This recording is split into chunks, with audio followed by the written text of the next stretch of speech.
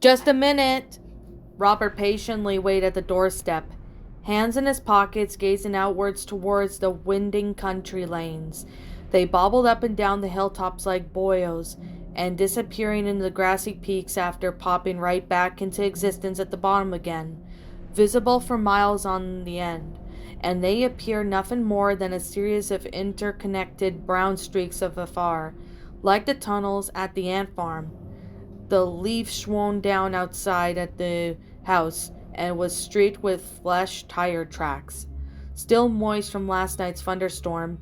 Dirt stuck to Robert's boots as he shifted nervously from foot to foot, whistling quietly and making a mental note to purchase a thicker jacket before the remains of the autumn fully faded, fully making it away for the long cold winter. Even now the air held icy thicknesses, and one would soon amplify the expanse it encompassed every little extremity. Snow would be blanketing soon, thick heavy snow, several feet in the worst years, snow up to the doorknob.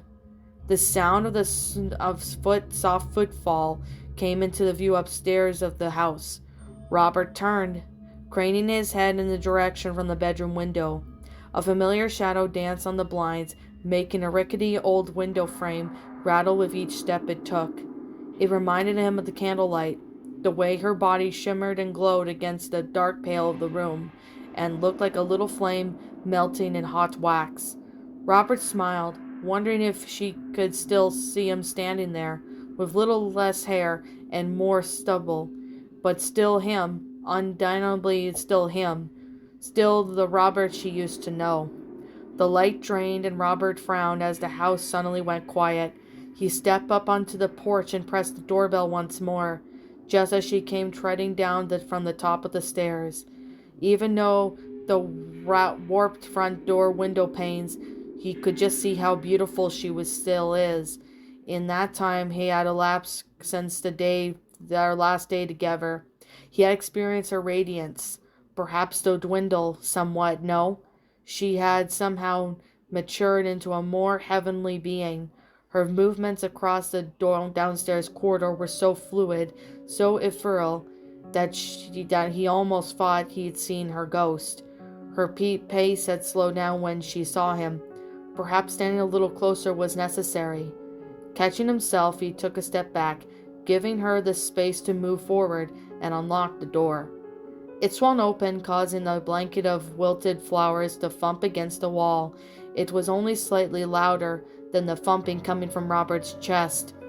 "Hello, Margaret." He spoke as she fully came into view, putting on the most earnest, sincere smile. "Do I know you?"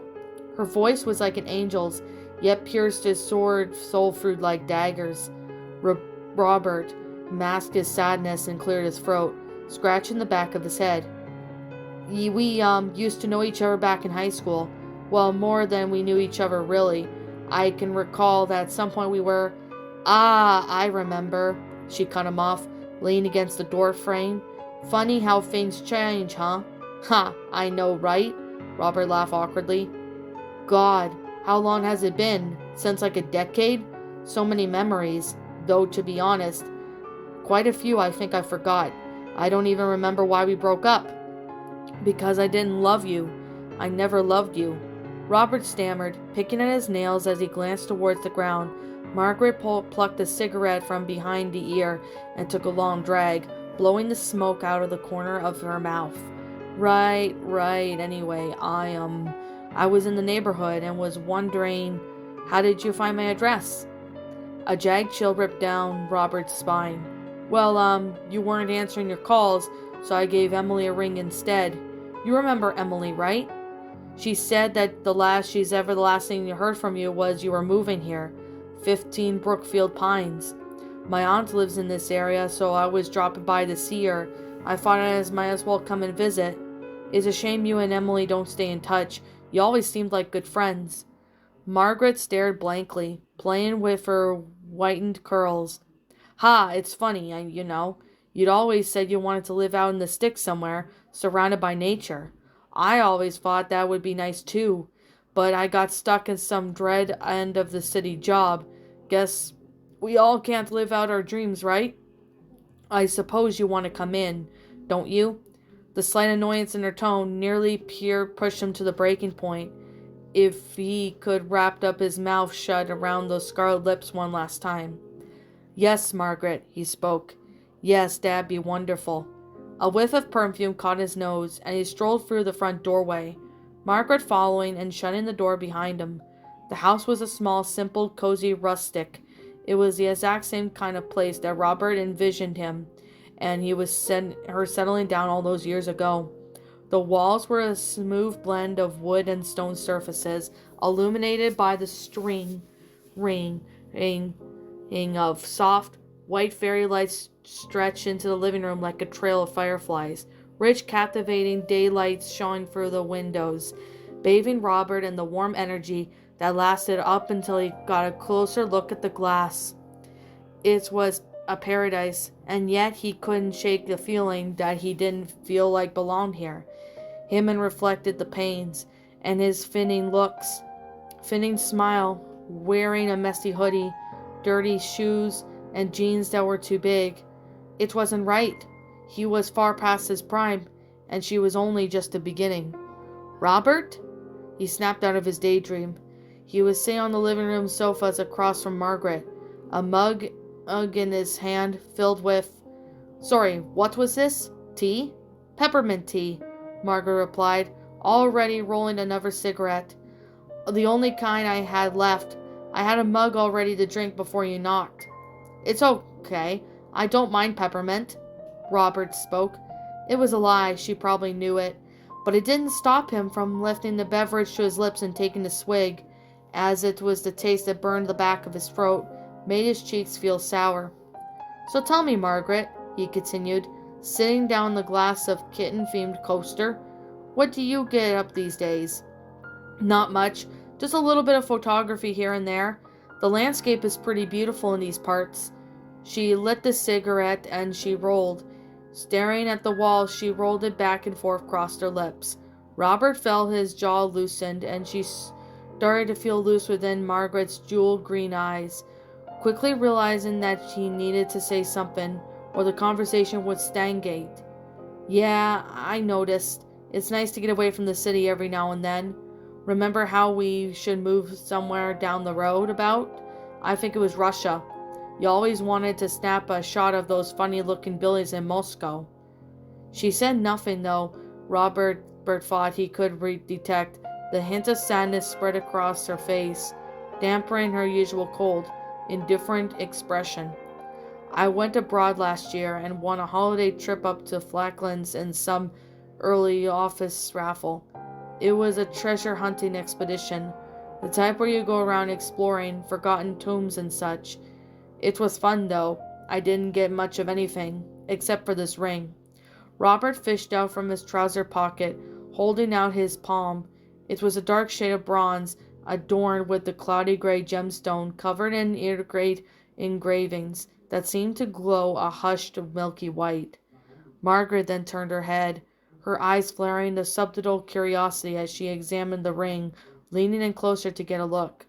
Originally, I was just going to sell it, but no one will buy it off of me. I got some silly old superstition surrounding it about a curse or something like that. I know you never believed in that stuff, but to me it's only worth something. Wait, that's how in pretty it is. I'd like you to have it. She raised an eyebrow, taking the cigarette out of her mouth. The smoke waffled between her fingers elegantly, and the thread of white silk raising up to the ceiling. Is that why you came here, huh? After we haven't seen each other in 10 years, you stopped by just to give me some stupid ring? I mean, I'm sorry, Robert, but we're over. We've been over for about a decade now. Yes, I used you. Yes, I broke your heart. And yes, it was a stupid, soulless, irresponsible thing to do. I'm sorry, but I don't want to get back together. I'm not looking for a partner right now. And even if I were, it wouldn't be you. Robert felt his face turn bright beet red as he struggled to force out this sentence. No, you don't understand. Just consider it as a reminder of all the good times we had together, that's all. I'm not trying to. Just please take the ring. If not for you, then for me. It would really mean a lot. Margaret sighed, holding back the sofa, rubbing her forehead with her spare hand. She looked back at the ring, still sitting on now Robert's outstretched palm, then on Robert's pleading face, then back to the ring again. She grabbed it and slipped it onto her finger, sliding it all the way down to her knuckle. "It does look quite nice, if anything. I'm glad you are well, Robert." Margaret gasped. She knew that everything he said was the last word. She hadn't heard herself saying it. As if it was a matter of fact, she couldn't hear anything. "Robert?" she slurred, her mouth filling up with saliva. "Robert, what's happening?" She raised her hand to her face. Instead of gray, the ring's gemstone was now glowing fiery red, with patterns twisting and spreading outwards across the skin of her fingers, warping into a saggy, gray heap of flesh and muscle. Snot filled her nose in an instant, dribbling onto the floor as it leaked from every pore of her face. "I now know you can't hear me," Robert began, standing up, "but I'm sorry you never loved me." Margaret shrieked, but no nose came out. She felt her entire mouth swelling up like a water balloon, filling up with more and more saliva until it was drooling down her chin like the juices of a ripe mango. Hot, slimy earwax dripped into her naked shoulder, burning and corroding the skin beneath it. "I'm sorry I was not good enough for you or your friends, no matter how hard I tried to keep you happy." Margaret's entire arm was wilting. Her skin was melting to the ground as it fell from the bone. The pattern ingrained up its shoulder as she tried so desperately to wrench out the ring off the finger, but to no avail. Her white fluffy slippers burst open as sharp jagged toenails pushed themselves through the outside of the rotten and yellowed. "I'm sorry about that worthless ring. It was the one I offered you in the little red velvet box the one day we broke up." Margaret staggered to her feet, her vision blurry. Thick clumps of shriveled, discolored hair fell from her scalp, littering the floor. She swayed back and forth as she stood, reaching out for something, anything to keep her balance. In her daze, her leg had caught on the coffee table as she collapsed onto the ground, slamming her head against the hardwood floor.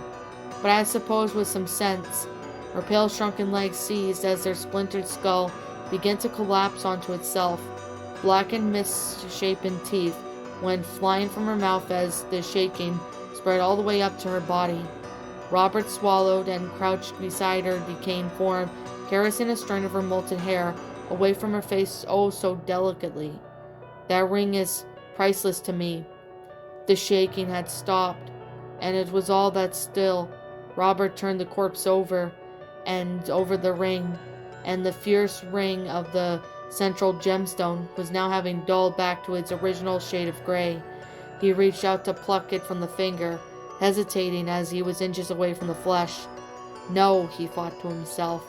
"She looks so much better with it than without."